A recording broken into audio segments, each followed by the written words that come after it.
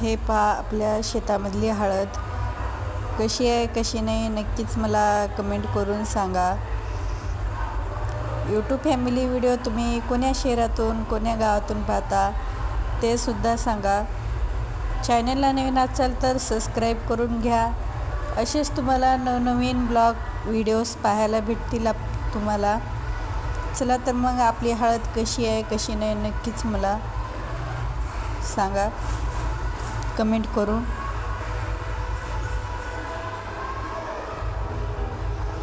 कोण्या भागात हळदीचं पीक घेतलं जातं ते पण सांगा. आमच्या इकडं हळदीचं पीक घेतलं जातं.